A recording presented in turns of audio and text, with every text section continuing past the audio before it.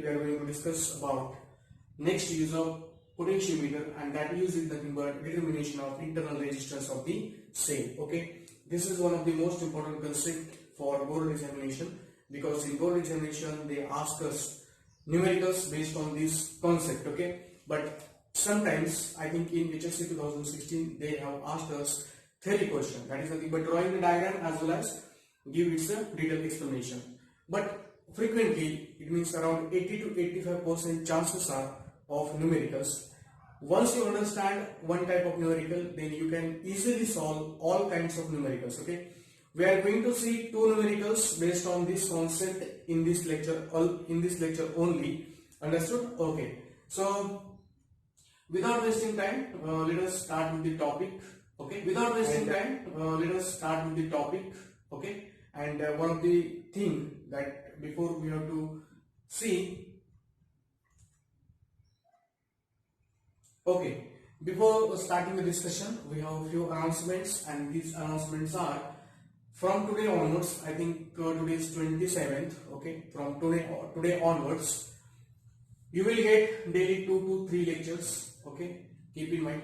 So therefore, everyone have to take care of seeing all the videos regularly. Understood? Once you understand videos, once you watch the videos very carefully, then and only then you have to write assignments. Okay, but first condition is you have to go thoroughly through the video lectures. Okay, so first point is clear, I think. Okay, one of the modification in our lectures, in our tests, are like after every 5 videos of a particular chapter you have to give a test. Okay, it means if we start oscillation, 1 to 5 videos you have to see very carefully, give its assignment questions, also write down all the concepts which I have told you, which I am going to tell you. Okay, now after 5 videos you have to face the test.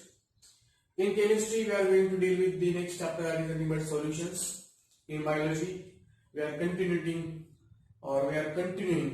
with the chapter called as a reproduction in lower and higher plants. Okay, in physics we will first finish the current electricity in next 3 to 4 days. Understood?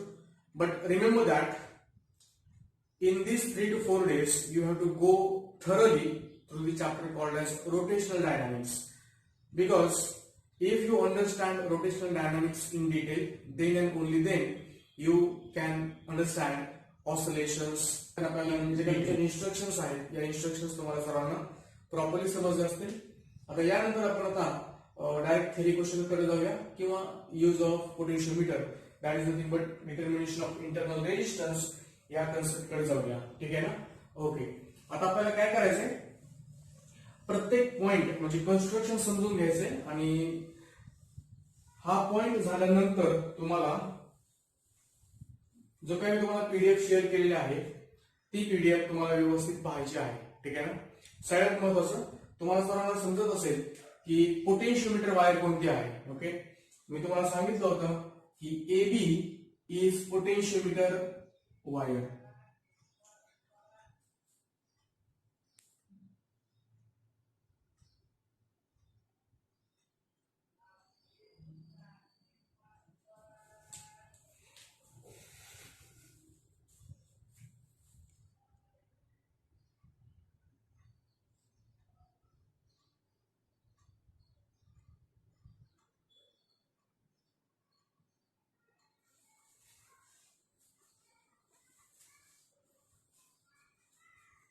Okay, तर आपण आता प्रत्येक part या circuit डायग्रामचा व्यवस्थित समजून घेऊया. Okay, आणि पहिला पार्ट आहे that is nothing but AB is uniform potentiometer wire. AB ही जी वायर आहे हे युनिफॉर्म वायर आहे. समज potentiometer wire which is fixed on the wooden surface. Understood? Okay. Now, one end of a potentiometer wire, that is point A or terminal A, is connected to positive terminal of the battery. आता आपला हा झाला main EMF चा source. Understood? Main EMF, understood, or main battery. So terminal A is connected to the positive terminal of the battery, and terminal B is connected to the negative terminal of the battery through plug key K and rheostat RH. Draw करत असताना तुम्हाला व्यवस्थित ही potentiometer wire draw करून घ्यायची. Okay, ए ला आपण नेहमी जोडत असतो positive terminal of the battery, परत की आणि रिओस्टॅट. एवढं सर्किट तर तुम्हाला रेग्युलर आहे. यापूर्वीच्या युजेस मध्ये सुद्धा आपण हे पाहिलेलं आहे. अंडरस्टूड? ओके, ते तुमच्या लक्षात आलं. आता त्यानंतर जर तुम्हाला व्यवस्थित पाहायचं असेल नेक्स्ट पॉइंट, तो म्हणजे आपण ए टर्मिनललाच काय करायचं, हे सर्किट जॉईन करायचं. आता हे सर्किट काय आहे, या सर्किट मध्ये आपण काय केलेलं आहे, या ठिकाणी एक सेल आहे, नवीनच सेल. हा सेल वेगळा आणि हा सेल वेगळा. अंडरस्टूड? परंतु जनरली काय असतं की आपण काय करतो, जो मेन बॅटरीचा ईएमएफ आहे त्याची व्हॅल्यू जास्त ठेवत असतो as compare to a battery whose internal resistance is to be determined. म्हणजे ईटी ही जी काही तुमची सेल आहे, या सेलचा इंटरनल रेजिस्टन्स आरटी आहे आणि आपल्याला फाइंड आउट करायचं आहे आरटी. समजलं सर्वांना? मग हे सर्किट आपण कसं घेतलंय, हे सर्किट आपण असं घेतलं आहे की या सेलला शंट रेजिस्टन्स जोडलेला आहे आर. आता तुम्ही म्हणा सर हे आर काय आहे, आर हा रेजिस्टन्स आपण रेजिस्टन्स बॉक्स मधून घेतलेला आहे. हा आहे तुमचा रेजिस्टन्स बॉक्स आणि रेजिस्टन्स बॉक्स मधला जो सुटेबल रेजिस्टन्स आहे तो सुटेबल रेजिस्टन्स म्हणजे आर घेतलेला आहे. हे समजलं का सर्वांना? एकदम इझी, राईट? मग आता रेजिस्टन्स बॉक्स मधून आपण रेजिस्टन्स आर घेतला, तो आपण कनेक्ट केलेला आहे एका प्लग कीला. समजा ती की आहे K1. इथपर्यंत तुम्हाला सर्वांना क्लिअर आहे. आणि आपण काय केलंय, हे ओव्हरऑल सर्किट गॅल्व्हनोमीटरला कनेक्ट केलेलं आहे and this is connected to the jockey. Understood? Okay, आणि जो काही जॉकीचा नाईफ एज आहे, we have to slide along the wire AB. एवढं समजणं एकदम इझी. तर आपण कन्स्ट्रक्शन परत एकदा पाहूया काय काय आहे आपल्याकडं. तुम्ही सुद्धा डायग्राममध्ये पाहून म्हणू शकता की नंबर 1 मेन बॅटरी और we can say source EMF E. Number 2 plug key K. Number 3 rheostat RH used to control the current. AB is a uniform potentiometer wire. इथपर्यंत आलं सर्वांना? G is a galvanometer, हे पण कळलं. R is a resistance from the resistance box, हे पण समजलं. ET is a cell EMF whose internal resistance RT is to be find out. RT is a internal resistance. Okay? आणि galvanometer झालं आपलं. परत this is nothing but jockey. Let us say this is jockey. J is a jockey. इथपर्यंत समजलं ना? आता या ठिकाणी तुम्हाला व्यवस्थित कन्स्ट्रक्शन समजलेलं आहे. आता ऑपरेशन किंवा वर्किंग कसं होतं ते आपण पाहूया. काय होत असेल तर आपल्याला एक नंबरला काय तुमच्या लक्षात ठेवायचंय की आपण सर्किटमध्ये एक नंबरला की के ही जी काय की आहे, ही की काय करणार आहे, आपण क्लोज करणार आहे. काय होईल ती की क्लोज केल्यानंतर सर्किट मधून करंट फ्लो होईल. ओके, त्याच टायमाला आपल्याला की K1 ओपन ठेवायची आहे. आता तुम्हाला बऱ्यापैकी लक्षात आलं असेल की काय होईल पहिल्या शाखा. समजा ही जर की आपण क्लोज करून ठेवली, ही क्लोज केली म्हणजे सर्किट मधून तुमचा हा करंट असा फ्लो होणार आहे, हा करंट तुमचा असा, हा करंट तुमचा असा फ्लो होणार आहे. आता अंडरस्टूड? ओके, असाच का फ्लो होणार आहे, कारण मी काय केलंय, K1 ओपन ठेवले. आता हे जर ओपन आहे तर याचा आपल्या इथून करंट जाणार आहे का? नाही जाणार. So in first case we have to close key K and we have to open key K1. हा पहिला पॉईंट आला. हे क्लोज आहे आणि हे ओपन आहे, त्यामुळे काय होईल, सर्किट मधून तुमचा असा करंट फ्लो होईल. हे समजलं? इथपर्यंत तुमच्या लक्षात आलं. हे सर्किट सुरू केलं आपण. यानंतर काय करायचं आपल्याला, जॉकी घेतला आपण, ही त्याची आहे स्लाइडिंग वायर आणि ही जी काय वायर आहे आपण वेगळ्या वेगळ्या पॉइंटला टच करणार. मग आपल्याला एक असा पॉइंट भेटेल डी की ज्या पॉइंटला गॅल्व्हनोमीटर नल डिफ्लेक्शन दाखवेल. Right? So we can say D is a null point. Okay, null point. कोणत्या केसमध्ये सापडला आपल्याला हा नल पॉइंट किंवा कोणत्या केसमध्ये भेटला, या केसमध्ये K is a close, K1 is a open, then D is a null point. आता याचं मिनिंग काय झालं? याचं मिनिंग असं झालं की गॅल्व्हनोमीटर कोणत्याही प्रकारचं डिफ्लेक्शन दाखवत नाही. गॅल्व्हनोमीटर जर कोणत्याही प्रकारचं डिफ्लेक्शन दाखवत नाही याचं मिनिंग जो करंट स्टार्टिंगला या सर्किट मधून चालला होता त्यापैकी आता या सर्किट मधून काहीच करंट जात नाहीये, म्हणून तर गॅल्व्हनोमीटर नल डिफ्लेक्शन दाखवते, कारण आपल्याला माहिती आहे galvanometer is a sensitive device, right? Okay, जर गॅल्व्हनोमीटर मधून कोणताही प्रकारचा करंट फ्लो झाला नाही तर तो काय करणार आहे? Null deflection. एवढं समजलं. एकच पॉईंट, समजा आपण ही जी काही एज आहे नाईफ एज ही ठेवली असतील, एक गॅल्व्हनोमीटर काहीतरी करंट शो करेल, याचा अर्थ काय झाला की परत तुमचं करंट इथून जातो. एवढं समजलं का सर्वांना? ओके, आता मिनिंग, जर या केस मधून तुमचा हा करंट इथून फ्लो होत नाही याचं मिनिंग काय झालं की याचं मिनिंग पोटेन्शियल डिफरन्स सेम आहे. म्हणजेच काय, या ठिकाणी हा जो तुमचा पोटेन्शियल डिफरन्स आहे हा पोटेन्शियल डिफरन्स आणि वायरच्या अक्रॉस असणारा पोटेन्शियल डिफरन्स हा तुमचा सेम आहे. As no current flows through ET, D भेटल्यामुळं as no current flows through ET, it means potential difference across wire AD is equal to ET. बरोबर आहे की नाही? आता आपण यूज म्हणजे याच्या अगोदरच्या यूज मध्ये सुद्धा हे पाहिलेलं होतं, हे तुम्हाला समजलं असेल, लक्षात आलं? ओके, मग आता आपण एक काम करूया, याला कसं लिहायचं? इट मीन्स, आता आपण यापूर्वी हे सुद्धा पाहिले आणि हे सगळं मी रफ करून टाकतो. यावरून आपल्याला हे समजतं की ET is equal to KL1. तुम्ही नसतं L1 काय? L1 is nothing but length AD. L1 is nothing but length AD. एका साईडला लिहून घेऊ आपण, length AD is nothing but L1. हे फक्त माहित असावं म्हणून, तसं पण तुम्हाला पीडीएफ मध्ये एकदम सिंपल शब्दामध्ये दिलेलं आहे, हे समजलं सर्वांना. तर पहिल्या केसमध्ये आपल्याला ET is equal to KL1 हे भेटलेले. के काय आहे बाळांनो? के इज अ पोटेन्शियल ग्रेडियंट. के कोण आहे? Potential gradient. पोटेन्शियल ग्रेडियंट म्हणजेच याच केला आपण असं पण लिहू शकतो ना, K is equal to potential gradient म्हणजे V अपॉन L असतं पहा. इज इक्वल टू V म्हणजे IR आणि अपॉन L. मग या ठिकाणी जर पाहिलं आपण तर I इंटू सिग्मा असतं पहा. हे जे काय R अपॉन L आहे ना, हे सिग्मा आहे. R अपॉन L म्हणजे रेजिस्टन्स पर युनिट लेंथ. म्हणजे के च्या ऐवजी आपण I सिग्मा जरी लिहिलं तरी पण हे तुम्हाला लक्षात आलं पाहिजे. कधी कधी काय काय टेक्स्ट मध्ये कसं असतं, या ठिकाणी के न देता ते डायरेक्ट काय देतात? I sigma. I sigma. एवढं समजलं का सर्वांना? कसं पण काय असलं काही फरक पडत नाही. ठीक आहे, ओके. मी या ठिकाणी ET is equal to KL1 घेतो, here K is a potential gradient. Say this is equation number 1. Say this is equation number 1. आता हे तुम्हाला समजलंय का सर्वांना? तरी पण तुम्ही तुमच्या नोटबुक मध्ये साईडला लिहून ठेवा, म्हणजे कन्सेप्च्युअली समजून घेण्यासाठी. हे मी आता रफ करतो. हे समजलं? ओके.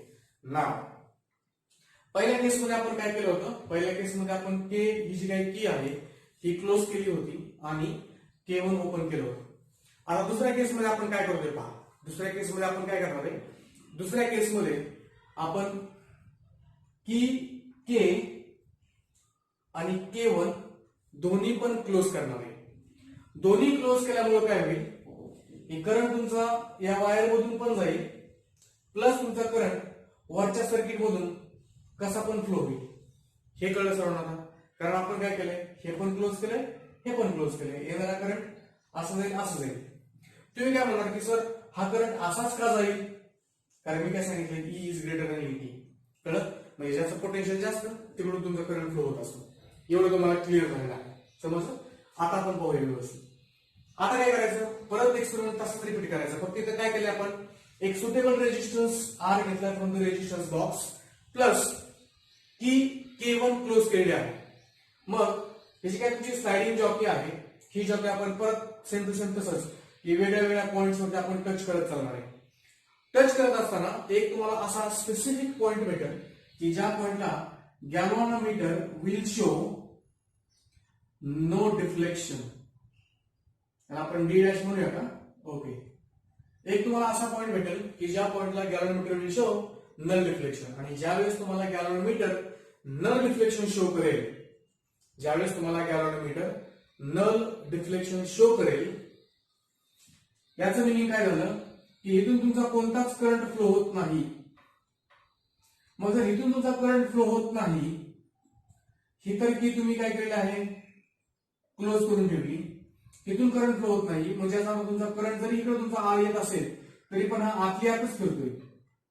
ओके, म्हणजे हा तुमचा इथे जेवढा करंट पार होईल इकडे वेगळा तेवढाच करंट असेल किंवा काय, पण हा आतल्या आतच फिरतोय म्हणजे क्लोजच फिरतोय, बरोबर ना. पण हा पुढे येऊ शकत नाही कारण पोटेन्शियल डिफरन्स तुमचा पुढे मॅच झाला नाही. म्हणजे late us say D1 is nothing but next middle point. समजा AD1 किंवा AD dash is L2, AD dash is L2 एवढी लेंथ आहे. ओके, मग या केसमध्ये असं आता होणार नाही की ET is equal to KL1. आता या केसमध्ये काय होणार आहे, या केसमध्ये असं होईल as current flows through the resistance R, it means potential difference across AD1 is equal to potential difference across terminals. म्हणजे याच्या टर्मिनलच्या अक्रॉस किती पोटेन्शियल डिफरन्स असेल त्याच्यावरती, आणि याच्या टर्मिनलच्या अक्रॉस किती पोटेन्शियल डिफरन्स बाळांनो, जो तुमची व्हॅल्यू असणार आहे V. कोणती V, म्हणजे ही काय तुमची दिसते हे इथपर्यंतच, हे व्होल्टेज तुमचं काय असणार आहे पोटेन्शियल डिफरन्स. म्हणजेच कसं म्हणता येईल आपल्याला, या ठिकाणी आपण असं म्हणू शकतो की V इज इक्वल टू, आता याचा अर्थ झाला की आहे याच्या टर्मिनलच्या अक्रॉस जो पोटेन्शियल डिफरन्स आहे तोच is equal to potential difference of AD dash असणार आहे, कारण दोन्ही पोटेन्शियल सेम असतात म्हणून तर तुमचं तिकडचा करंट फ्लो वगैरे होणार नाही. ठीक आहे, मग V is also let us say directly proportional to L2, किंवा याला सुद्धा आपण डायरेक्ट असं पण लिहू शकतो V is equal to KL2. Okay, समजलं. आता जसं मी तुम्हाला सांगतोय हे तुम्ही व्यवस्थित ऐकल्यानंतर आपल्या पीडीएफ मध्ये परत to the point line to line वाचायचं, तुमच्या परफेक्ट 100% लक्षात येईल. हे समजलं, याला म्हणून आपण equation number 2.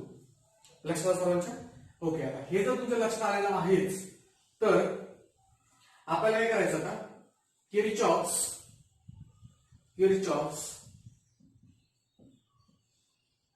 Voltage law use करायचा. कुठं, या सर्किटमध्ये.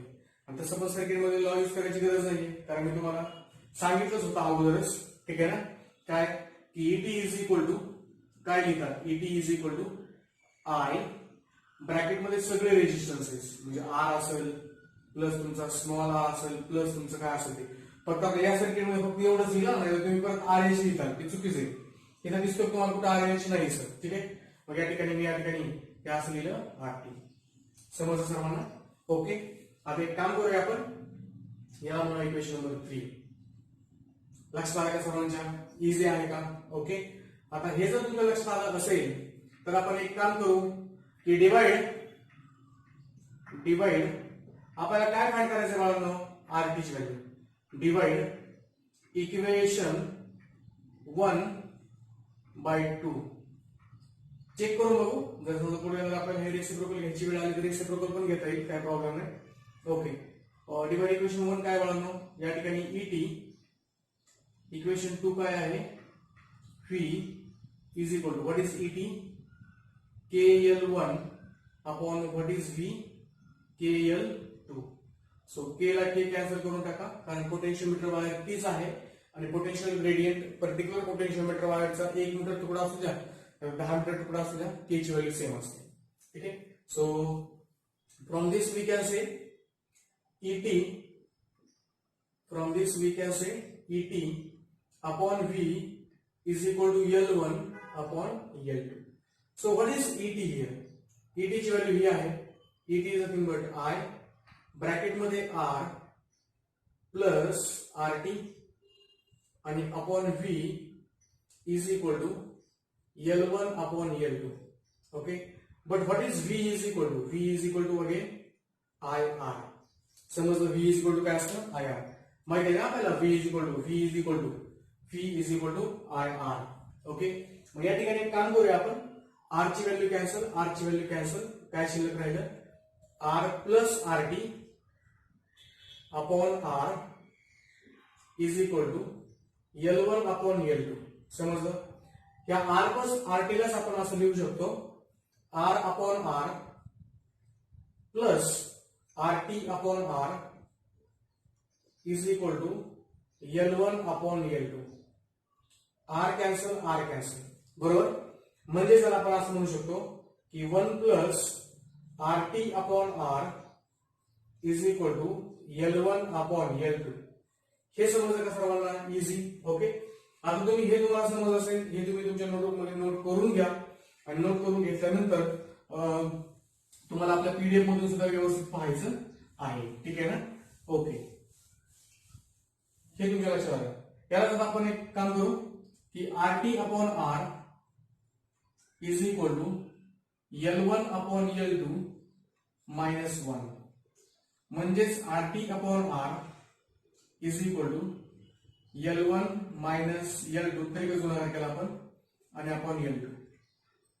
That is nothing but RT is equal to R bracket मध्ये L1 minus L2 upon L2.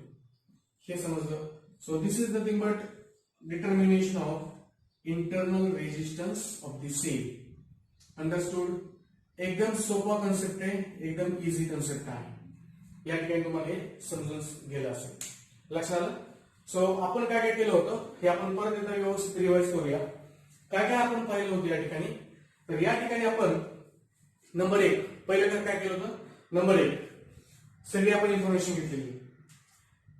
Main source EMF, plug key K, rheostat RH, AB is a uniform potentiometer wire, D आणि D dash null points. त्यानंतर आपण पाहिलं होतं ET is a EMF of a cell whose resistance RT is to be determined. RT is an internal resistance, RB is a resistance box, R is a resistance taken from the resistance box, K1 is nothing but plug key. Okay, G is galvanometer and G is sliding jockey. हे conditions किंवा हे जे काही म्हणजे काय म्हणतात equipments या circuit diagram मध्ये व्यवस्थित पाहिले होते. ठीक आहे. 2 नंबरला आपण पाहिलं होतं वर्किंग पाहिलं होतं. वर्किंग मध्ये फर्स्ट पॉइंट असा होता क्लोज की K आणि ओपन की K1. हे केल्यानंतर या सर्किट मधून करंट फ्लो होणार होता. करंट फ्लो झाला. आपण स्लाइडिंग जॉकी वेगळ्या पॉइंटला टच केली and we got one point that is D at which galvanometer shows null deflection. आणि त्यावरून आपण समजलं की जर गॅल्व्हॅनोमीटर नल डिफ्लेक्शन दाखवतोय इट मीन्स आता हे तर ओपनच होतं. Current flow through ET is equal to 0. Okay. As no current flows through ET, we have seen that as no current flows through ET, it means potential difference between AD is equal to ET.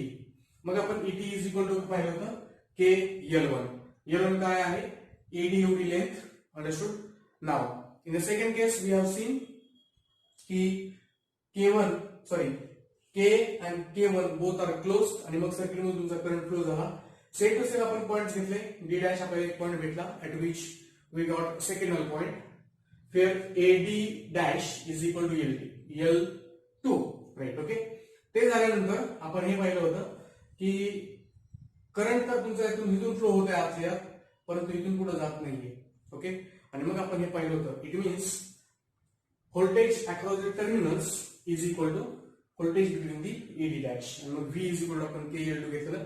मग simple आपल्याला जे काही माहित आहे simple parameters हे उत्तर काढलं होतं. या ठिकाणी तुम्हाला हे समजलं असेलच. अंडरस्टूड? ओके. तर आपण आता आपल्या टेक्स्ट बुक मधील एक्सरसाइज मधील क्वेश्चन नंबर 16 पाहूया. पेज नंबर 229 वरती. हा क्वेश्चन तुमचा क्वेश्चन नंबर 2 मध्ये 16 आहे. ठीक आहे. तर हा क्वेश्चन तुम्ही साईडला तुम्ही पाहू शकता. हा क्वेश्चन व्यवस्थित हा क्वेश्चन रीड करा.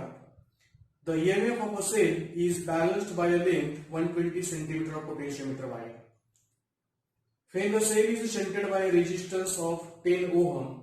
आता रेजिस्टन्स त्यांनी आपल्याला गिवन डेटा मध्ये काय दिलं आहे? Given data. तर गिवन डेटा मध्ये त्यांनी आपल्याला रेजिस्टन्सची value R is equal to दिलेला आहे किती? 10 ohm. Okay. The balancing length is reduced by 20 cm. सोपं आहे हा क्वेश्चन. थोडस या क्वेश्चन मध्ये जो काही कंटेंट आहे हा इनडायरेक्टली दिलेला आहे. Balanced by length of 120 centimetre म्हणजेच पहिली बॅलन्सिंग लेंथ या ठिकाणी L1 इज इक्वल टू आपल्याला दिलेला आहे 120 सेंटीमीटर. आणि दुसरी कंडिशन त्यांनी आपल्याला अशी दिलेली आहे की the balancing length is reduced by 20 centimetre. ज्यावेळेस आपण रेजिस्टन्स R अटॅच करतोय तर बॅलन्सिंग लेंथ रिड्यूस होत आहे 20 सेंटीमीटरने. म्हणजे L2 is equal to 120 minus 20. 120 मधून 20 कट केले म्हणजे 100 सेंटीमीटर एवढी तुमची बॅलन्सिंग लेंथ आली. ठीक आहे. Find internal resistance. तर आपल्याला इंटरनल रेजिस्टन्स फाइंड आउट करायचा आहे. या ठिकाणी आपण म्हणूया टू फाइंड. जर तुम्हाला क्वेश्चन इंटरनल रेजिस्टन्स वरती पडला तर हा क्वेश्चन तुम्हाला पडू शकतो, हे लक्षात ठेवा. तर इंटरनल रेजिस्टन्स फाइंड आउट करायचा आहे. किती सोपा क्वेश्चन होता पहा. तर या ठिकाणी आपल्याला फक्त फॉर्म्युला वापरायचा आहे आणि फक्त फॉर्म्युला वापरला की तुम्हाला उत्तर भेटते. ठीक आहे, ओके. तर फॉर्म्युला आपल्याला माहित आहे की आपण लिहू शकतो to determine internal resistance of the cell we have, आणि मग खाली फॉर्म्युला लिहायचा RT इज इक्वल टू काय फॉर्म्युला होता, R ब्रॅकेट मध्ये L1 minus L2 upon L2. बरोबर आहे ना. आपण आता जस्ट हा फॉर्म्युला पाहिला होता, तुमच्या हे सर्वांच्या लक्षात असेलच. लक्षात आहे सर्वांच्या, easy. Okay, let me check this formula again. ठीक आहे. तर RT is equal to R L1 minus L2 upon L2. What is R? That is 10 ohm. L1 is nothing but 120 centimeter. L2 is nothing but 100 centimeter. And upon what is L2? L2 is nothing but again 100 centimeter. समजलं? Now 10. आता हे centimetre होणार आहे, खालचं पण centimetre आहे, हे cancel होऊन जाणार आहे सेंटीमीटर. आता हे 120 मधून 100 गेले, राहिले 20 आणि अपॉन 100 हे तुमच्या असणार. So 0 cancel, 0 cancel, 0 cancel, 0 cancel. What is your answer? 2 ohm. So internal resistance of the cell is 2 ohm. Okay. तुमच्या टेक्स्ट मध्ये काय आन्सर दिले? Yes, 2 ohm is your correct answer.